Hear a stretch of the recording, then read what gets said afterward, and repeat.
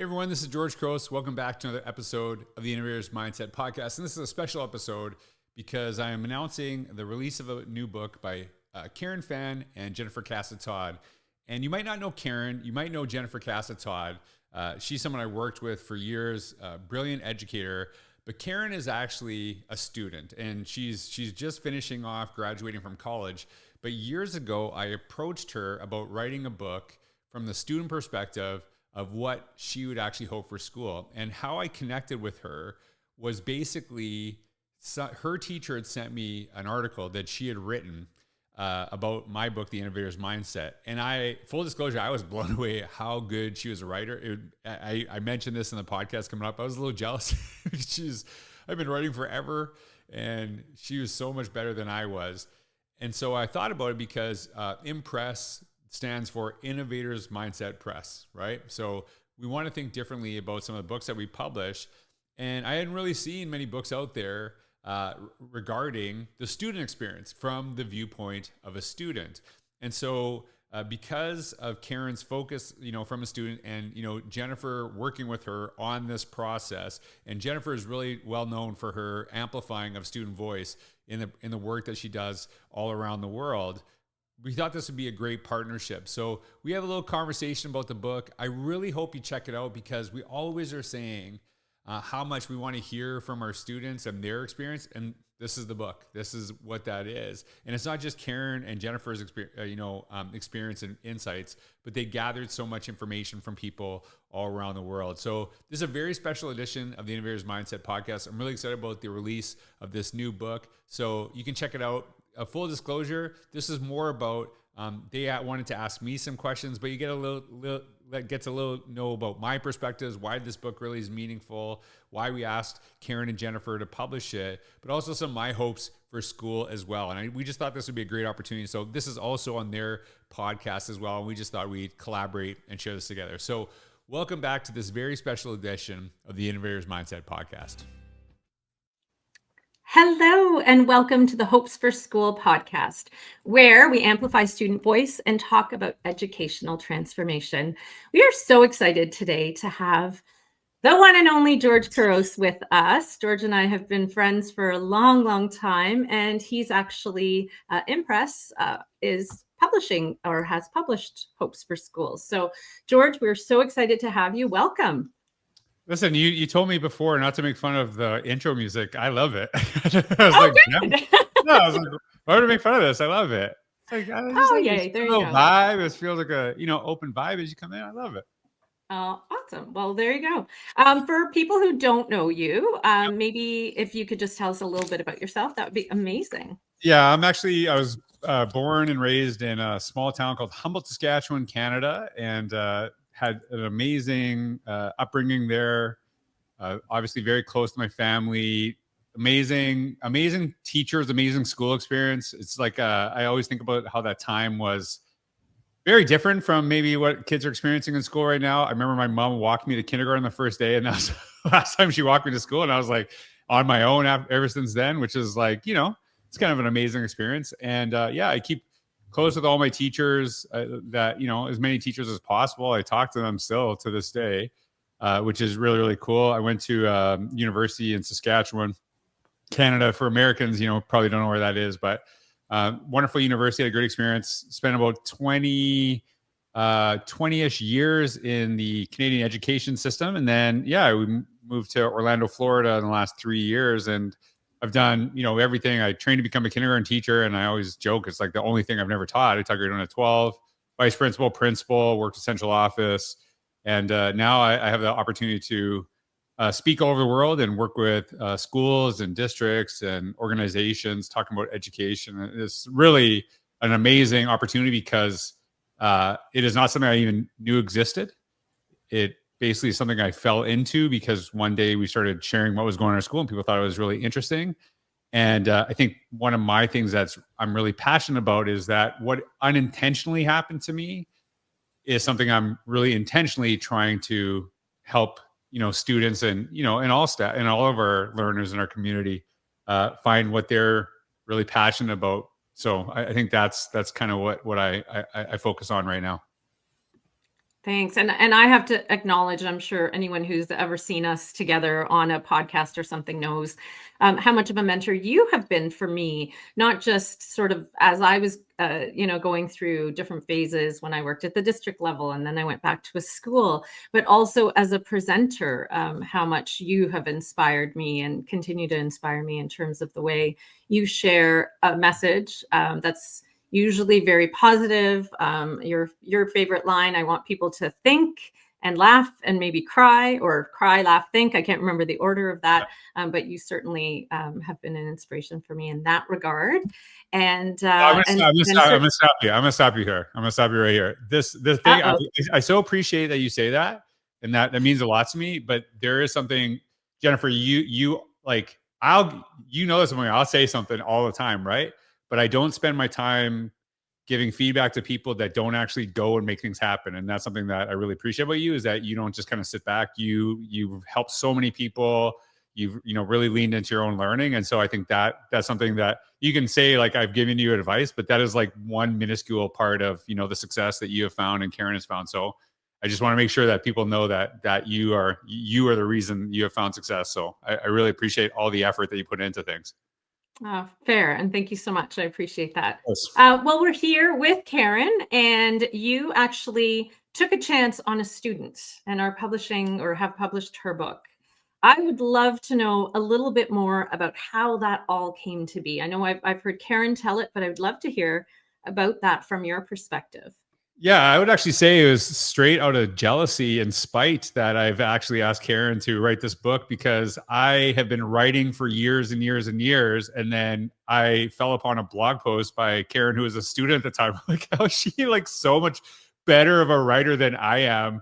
And she's not even graduated high school. So I was like, this is absolutely amazing. And I can't remember if it was Karen's teacher, or just something I found. It was like a Google alert, but I think she had wrote something about innovators mindset. And I was like, this is such a fascinating perspective on school. And it's coming from a student. And so often we are saying, like, oh, like, we need to listen, to the people we serve. We need to listen to our students. We need to listen to our staff. But then we don't necessarily give them the opportunity to share their voice. And I know that's something that you're really, really passionate about. So I just like, I honestly, like, to say, like, why would I take a chance? It was like a no brainer. It was like, wow, this is incredible. And like, I was like, how is she such a good writer? This is incredible. And it wasn't just the writing, it was the perspective. And that's something that Karen and I talked about, is that, like, you do have one perspective, and part of your role is to kind of find out, people have different experiences at school, that maybe what you experience is not what other people experience. And that's, hopefully why I connected you two, is to kind of like, think about the kind of back and forth between each other. So yeah, again, like, I don't think it's something that I ever took a chance on. Karen was an incredible writer, and I'm sure Karen would say the same thing. Her teacher, and is it Sean? Am I messing the name up? Yeah, Mr. Zebarth, he's the one who tags you on Twitter, and yeah, and he's so proud of you, and I know that just that, what kudos to him for really encouraging you to put your voice out there, because a lot of times students do incredible stuff that no one ever sees. And so I just kudos to your teacher too. And it's funny that you still call him Mr., even though you're but a guy, I'm 50 years old, I still call my teachers Mr. and Miss and Ms., so that never goes away. Yeah, I think it's funny that you said it was out of spite. But I agree that a lot of students do work that isn't recognized. So I really appreciate Mr. Zebarth for encouraging us to put ourselves out there. A blog post that I did was just one of the many options. He also said we could do like podcasts or posters or find other ways to put our work online. So I definitely appreciate how he gave us those opportunities and those choices, and how that led us to where we are today here. And again, thank you for introducing me to Jen, because I remember when I showed you the first draft of the first chapter, you kind of ate it up, and I was like, ooh. And then having Jen be there to support me helped me figure out how we need to approach this book in a more effective way. Yeah, and I know Jennifer. Yeah, sorry, go ahead, Jennifer. No, I was going to say, from my perspective, I was humbled too. I was like, oh my gosh, I'm writing a book with this girl, and she writes better than I do too. So I definitely shared that perspective. Yeah, and I think that's like, the combination too is, kind of really thinking about, okay, how will educators, receive this? What are some of the perspectives that you bring in to the conversation? Because I think one of the things that is really important about this book is the idea that, hey, we're challenging some of the things that we've had, experiences with school that we even had. Like, I had great teachers, but I'm sure they would have changed a lot of things if they could. And we also didn't want to get into a space where we're like, feel like teachers are being criticized, like they're not doing enough, where they're probably doing so much, but not necessarily having the opportunity to do the things that truly matter because of things that are out of their control. So it's really kind of thinking what is within your control? What are some of the things that we can think about? And what's some of the perspectives, and how do you leverage this while still honoring teachers that, have got into the profession because they want to, inspire students like Karen to amplify their voice just the way you have, Jen, over the years with so many students that I know really look up to you because you encourage them in a way to get their voice out there and really not think about how they can make an impact on the future only, but how they can make an impact on, our current communities and what they can do right now, which is the best way to set people up for success in the future, is to give them the opportunity to lead right now. I love that. That's always been a philosophy that you and I share. I want to come back to a couple of things. I think it's so powerful, Sharon, that Mr. Zebarth gave you. Like, it could have been a podcast, but we all know you don't love this format, right? Like, it's not really you, and writing is more you. So to be able to tap into your strengths, that's kind of one of the many ways that teachers can amplify student voice, for sure. But also the fact that when we think about creating things for just the classroom, right, for teacher consumption, whereas you had the opportunity to create something for the world. And we don't, in today's day and age, and certainly we can all think about a little bit more thoughtfully about how we might be able to do that, right? Because we have opportunities now to share and publish in ways we never have had before. So I think that's really important. And then the other thing that you said, George, that really sort of struck me is you and Katie Novak wrote Innovate Inside the Box. And I think that was really within, when I was responding to what Karen's point of view was in a variety of different chapters, I really was thinking about those parameters that public, because I come from a public school system, right, where there are so many things that are imposed upon us for which we have no control. So just thinking about that locus of control and that sphere of influence that we do have, and what that might look like in sort of an educational setting, is something that I think, in my responses anyway, that really drove the way I wrote the idea spotlights for me. Yeah. Yeah, even just yesterday. And the thing with I've been writing for a long time, and it's something that I hope that I'm getting better at over time, but it's never been, I write specifically to focus on the audience. It's for me to really kind of focus on what's inside my head and how do I get out there and how do I articulate it.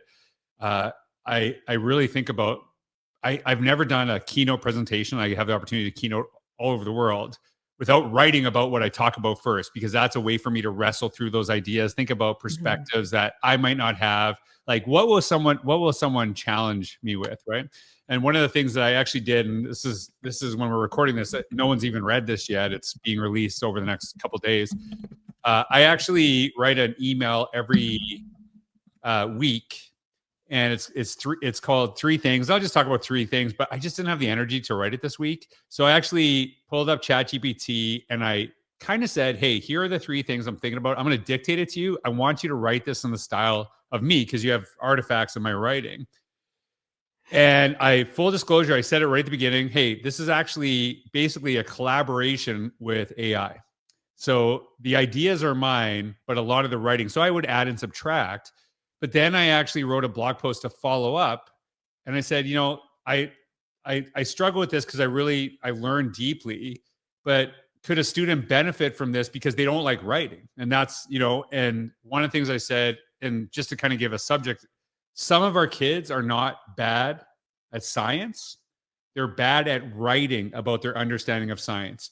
And so does this open up a pathway for them? And that's always been my focus. I'm trying to understand it from the perspective of a learner to move backwards from a teacher, because I do love writing, but, and Karen obviously, is a very talented writer, might not like, doing audio as much. Some students would be the exact opposite. Do we actually figure out, because if you're focusing on writing, if that's what you're teaching, that's the objective, that's a totally different thing. But it's like, hey, I need to understand the student's understanding on this subject area. There's so many different ways you can do this while still, unfortunately, checking the boxes that you have to check to ensure you have a job, right? Like that is the reality of our world too, right? You can't really change the system if you're not in it, because you don't really have, access to it. It's really, how do you kind of change it within, where you do something incredible, where more people say like, yeah, actually we got to do more like this stuff, right? So I think that's one of the things that I always trying to focus on is like, hey, what I do right now, this really works for me, but kind of just playing around, this might not be my thing, but I guarantee for some students, this would actually be hugely beneficial. Absolutely. It's interesting. It feels like everyone's talking about AI right now. This book is not about educational technology. It really is about a student's perspective and ideas. But we do talk about AI in that we have to acknowledge that AI exists and teach understanding that AI exists. And this is the same conversation we had, 12 years ago. We have to teach knowing that social media exists, right? Like, what does that look like? And I've been talking to lots of kids. I've been substituting in classes, very fun and not fun at the same time. But just to sort of stay in the realm, right? And talking to kids about how they're using AI is a fascinating conversation, right? Because you have some extremes. You have kids who are like, oh, I take a picture and I just answer I make it answer the questions for me. That opens up a conversation about, okay, is that helping you or hurting you? And then another student who said, he had ChatGPT up and Gemini up. And I said, what is that? What are you doing? And he was creating an app. He was using AI to create an app for low vision people. And I was like, right?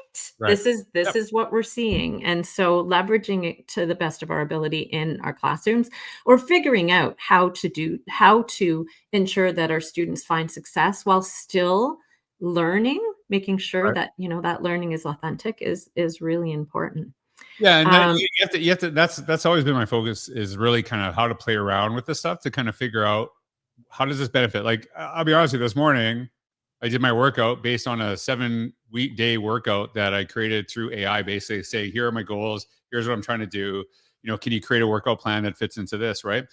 Moving from Canada to the US, taxes, investing is different. And it's pretty confusing, to be honest with you. Canada is way more simplified than it is in the US.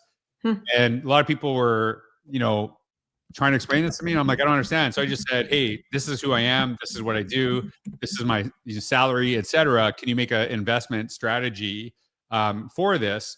And basically, it just kind of walked through that. And it was funny because I was working with a group of teachers, and I talked about, if I wanted to make sure that I can have more than my pension, here's the things that I would do. And that group was about half anti-AI and half for it.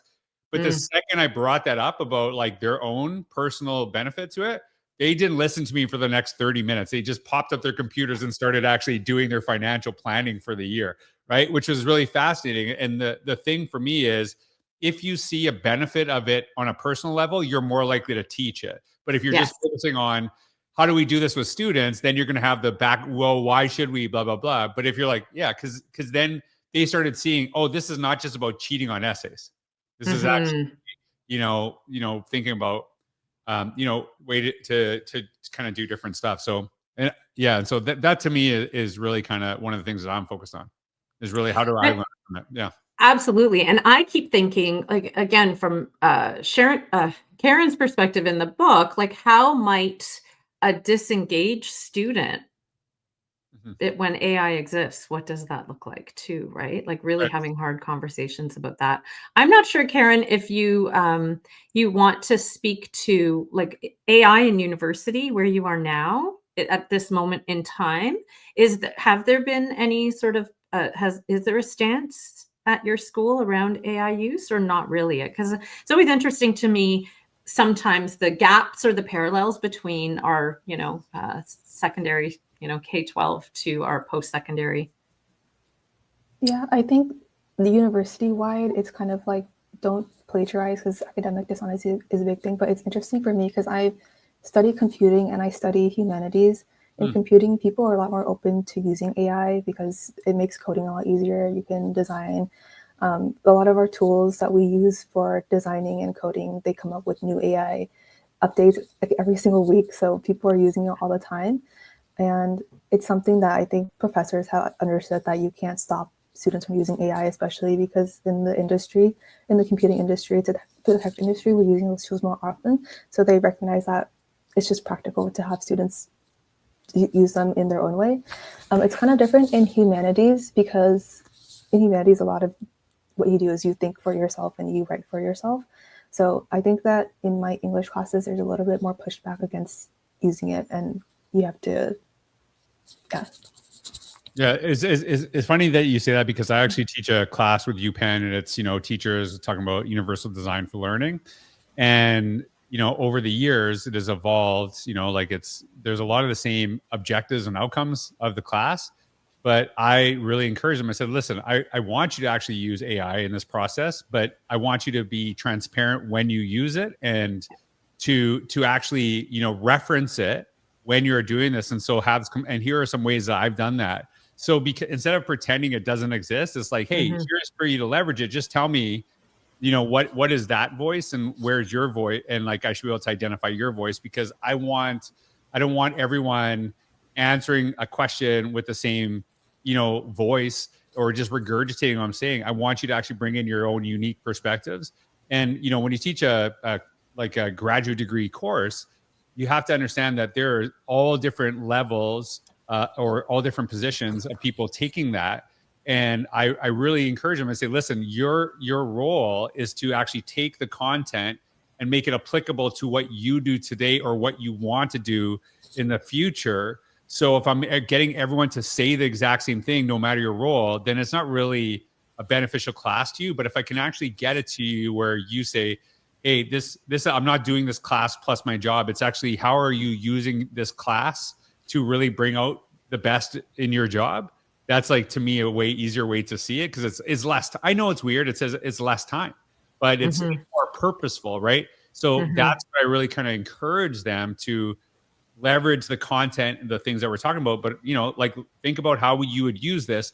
And the only thing I say is that if you find it beneficial, you like some of the things that I'm doing in this class, you have to do it as students. You can't just say, well, that was nice, but now I'm going to clamp down on students doing the same thing. I'm trying to get you to experience something different than maybe, you know, what we've experienced, you know, as students in the past in schools. Yes. And I'm having a similar experience at Lakehead University where I'm working with pre-service teachers.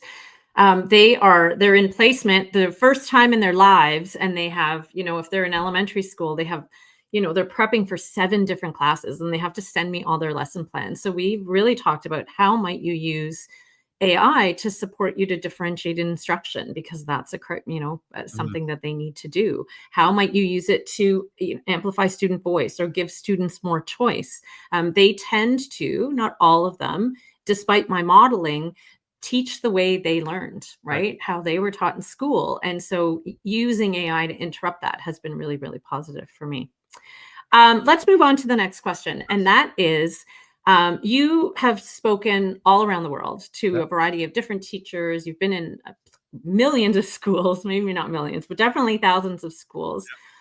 And when it comes to things like the chapters, so connections, mistakes, grading, homework, etc., where have you seen in a public school system, preferably, but maybe not, school done right? Like an example of something where you're like, oh, everyone should do some iteration of this because it is so good for kids.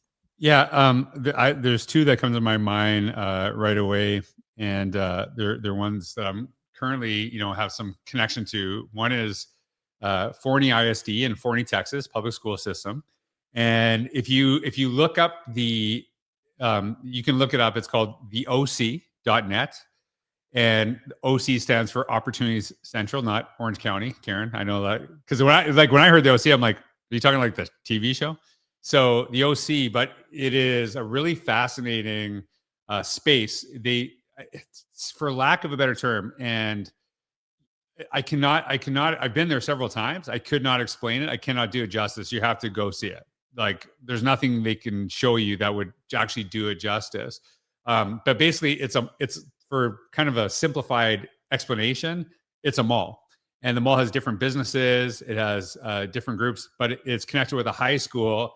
And so they actually have different businesses, and people from the community have these businesses, but part of their agreement is that they actually have to employ students as part of that, so they're getting work experience right in there. So you have families coming in there, hanging out. They have like dance classes, they have restaurants, they have all this other stuff, and it's something they do with the community. So it's really a very powerful example of how they're bringing community together. And Justin Terry and his team, he's the superintendent there. When they were kind of building this, they actually, and he'll say this to you, if you ever interview him, he has my book right behind him, and I'm very honored that he references me in any way. They actually took a mobile, like a trailer around the community, and they're like, what's in the box? And so they were like, before they started building this, and people are like getting really excited, he's building anticipation.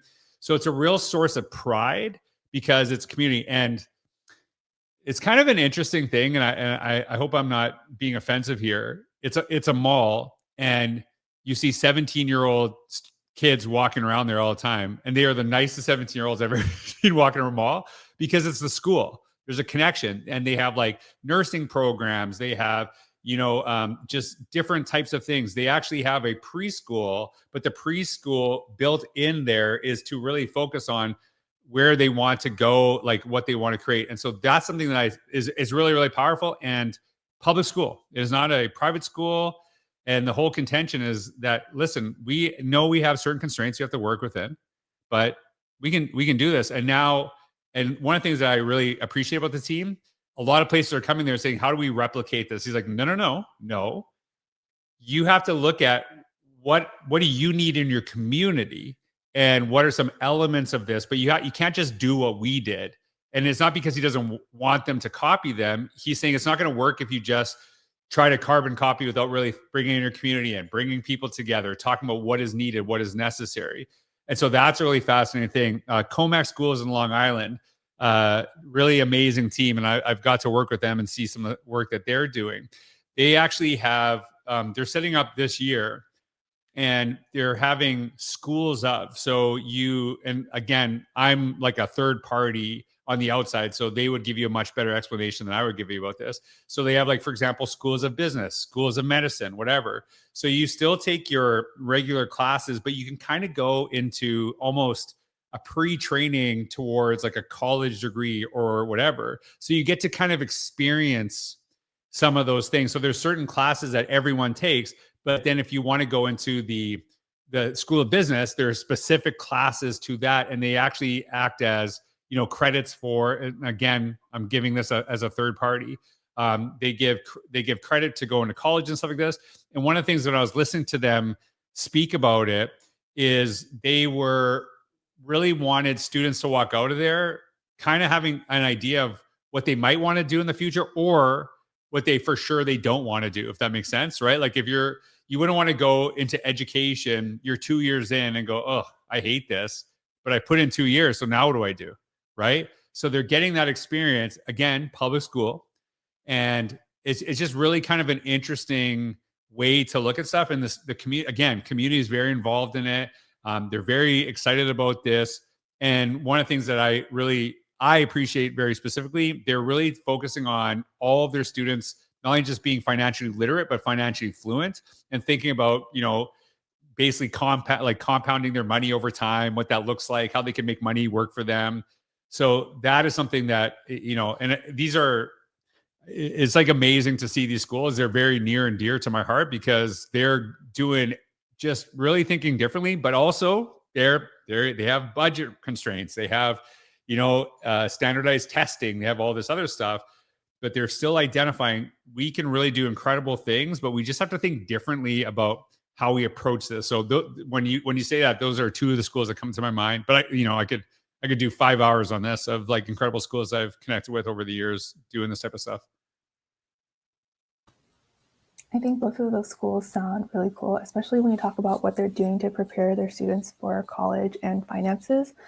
In our book, we have a chapter about teaching students more practical skills in college or practical skills in kind of the high school era. And we acknowledge that, some of that responsibility might fall onto families and what you're doing at home, but it also came from me being a first generation student. And although I taught myself a lot of financial skills, job skills, whatnot by myself, and I did a lot of research, I think I could have benefited still if we had taught that more in school. And I really like when you mentioned that one of the schools, they do their best to prepare students for a career and see what they like or don't like. Because I know some of my friends, they do go through college and then they realize, I hate this, I need to like start over. Right. And I'm just like, I wish that we didn't have that pressure on us to decide kind of the rest of our lives at 18, or that's what it feels like. Is that what you commit to in college is the rest of your life? Well, and Jennifer, and you tell me if I'm wrong on this. When we went to school, you walked out of high school feeling more confused than anything, right? Like that to me is like you just do a little bit of everything, and then you're supposed to know what you want to do forever. And I joke, but it's true. It took me 6 years to get a 4-year teaching degree because I just went to college because my parents forced me to go, and I'm like, I don't know what I want to do. So, and this is when a semester was $2,000, right? So especially in the US, it is terrifying to think about like let our students find themselves in college, because that's a huge amount of money you're paying in to find yourself. Like, go travel for a year. It's way cheaper if you don't know. And so I think that's what they're trying to set them up for. And I think even when with Forney, one of the things I really appreciate, they're not teaching the kids working through those businesses to learn to work for other people. Part of it is that they're learning how to build their own businesses, and college might not be the pathway for them. And there's different opportunities. They actually brought me to speak to their students, and I talked about the connection of the three of like, how do you leverage AI? How do you actually think about your own digital footprint? And how do you actually think about financial fluency, and connected those three things together? And the students they just loved it. They thought it was such a unique perspective, because a lot of times someone comes in and says, don't do this, don't do this, don't do this. I'm like, no. These things can be leveraged in a really powerful way. So how do you actually use these things to create the future I could not create at your same age because of the time frame that we lived in? So I think that's one of the things that, and again, I don't know if that's what you felt, but I was like, I walked out of high school, I'm like, I actually have less idea of what I want to do now because of this. Whereas I think they're really trying to help kids figure out, so when they walk out, they have like, yeah, I really like this. And it doesn't mean they can't change, but at least they're kind of like setting them on a path determined by what the students are interested in, what they want to tap into. Because it's not like hey, you're good at this, you're going into this school. The students have the choice of like kind of applying and going through that process. I love the opportunity, first of all, like opening up to a variety of different opportunities, and that community involvement whenever we can see that. I know I hosted a career human library, and all kinds of different tradespeople came into the school, and that building that community and building those connections for the students, that's not even close to what those two schools are doing. But still, I had so many students come up to me and say, that was amazing, because we never really get to see what's going on outside in our community, and we don't know what we want to do or where we want to go. So I really like that. We borrowed the word hope, the title Hopes for Schools from you. And this is a really great way to kind of bring it in and talk about this. But what are your hopes for school? And I just pulled up the graphic that we used in the introduction. Say them now that you've already told everybody what they are. Yeah. The first one, and it's actually interesting because we kind of alluded to this earlier. If you notice, I don't actually say the term students is nowhere in there, right? The term learners is in there. And the reason is that anyone that's willing to grow within our community, that was a really important aspect for me. So I didn't want, hey, we want our students to aspire to their dreams, but teachers, too bad. It's over for you. It's really like, if you're willing to grow, there's really great opportunity for you, in the work that we're actually doing. And so the first one I talked about is that people feel welcome in your communities, that they're, welcome in. And it's something I really challenge people with, is that what is the feeling when people walk in to, your school community? And I'll go back again to Forney. One of the things, and I understand this, and like they think differently about this. There's a lot of schools, and I don't want to just say in the U.S., but maybe in Canada, I couldn't really talk to this, where it's like you have a door that it's basically a security door, and then you go into like a holding area, and then you go into another security door, and the reason is for safety, but it feels very unsafe. Like it's like, why do I have to go through all this stuff, right? Like, and whereas they have like a kind of, so I live close to Disney World, and they have like these things you just walk through, and you just walk through, and it like can do whatever. Like it's a little bit less daunting than an airport. And so people will just come in there all the time, and they have like security and stuff like that, but it's just a different space. And then you're seeing student work all over the place. You're not seeing the like, here are the principles from the 1900s, right? It's like, here we're really elevating the students that are in the building right now. They've created the artwork.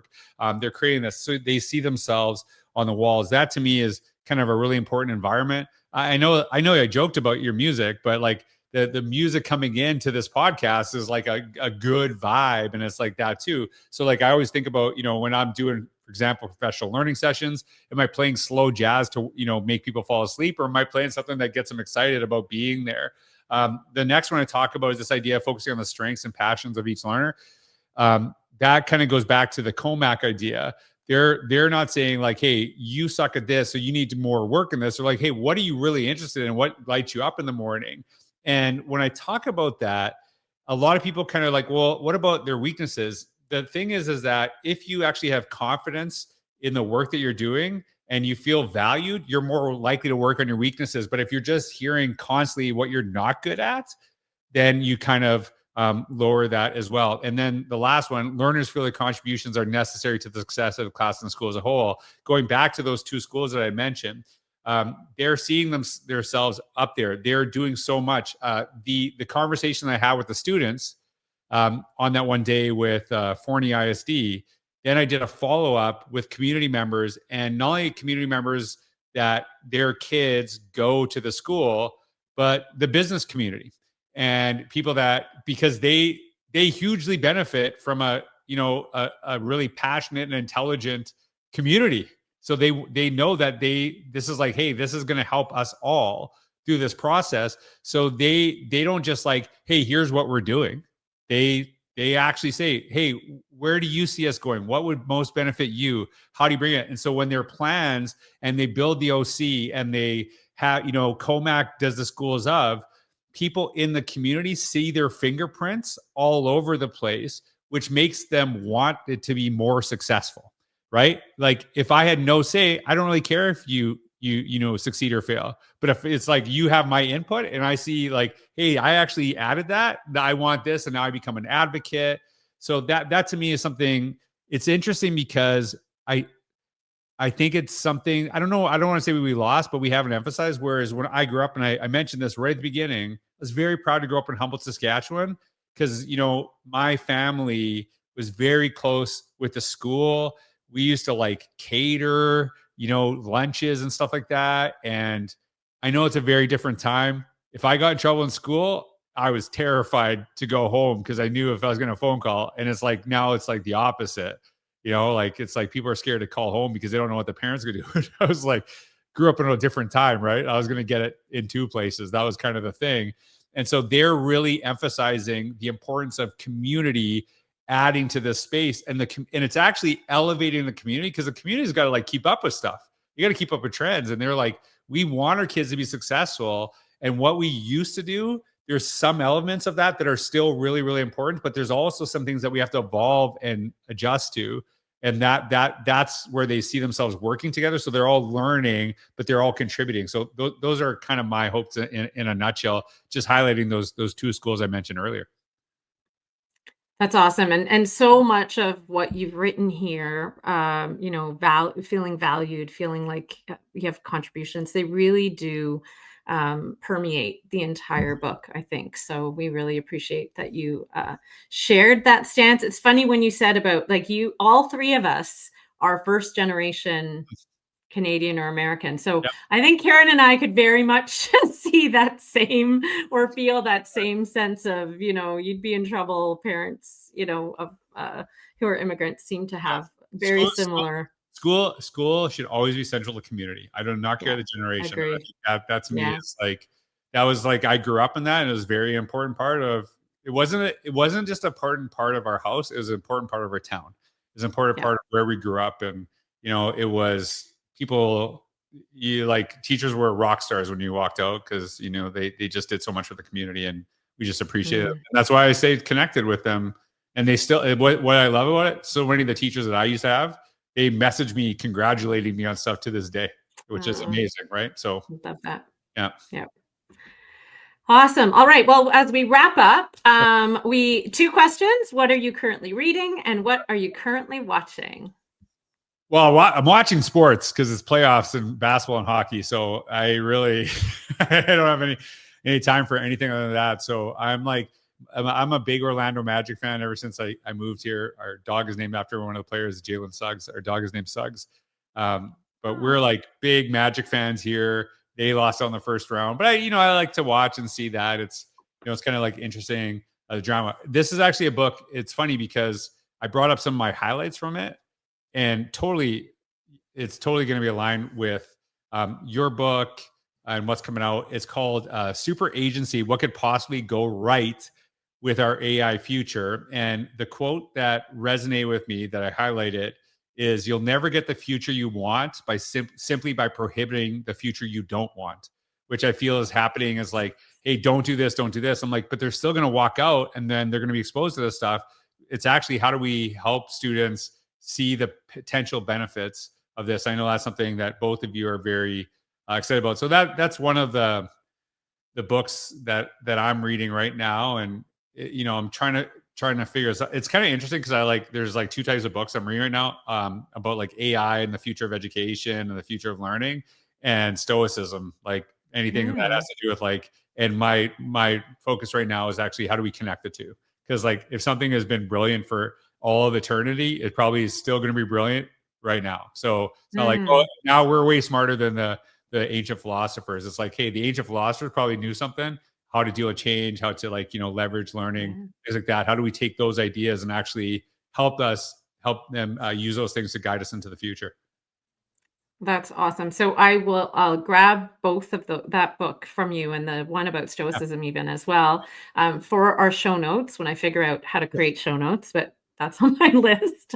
I just want to thank you, both Karen and I want to thank you so much, George, for taking the time. We know how busy you are. So to spend, a few minutes with us chatting about our upcoming book, and the fact that you've published it, we really appreciate all the work that you and Paige and Sal and Lindsay have put into the book, because we're really excited. The feedback has been really positive. We know that it's a perspective that isn't really out there. So thank you. And I just want to say thanks to both of you too, because I know it's like a terrifying thing to like put your thoughts out into the world, but that is like Impress. The whole premise behind the company was to do things differently, and not just about how we work with our authors, but the ideas that we're putting out there.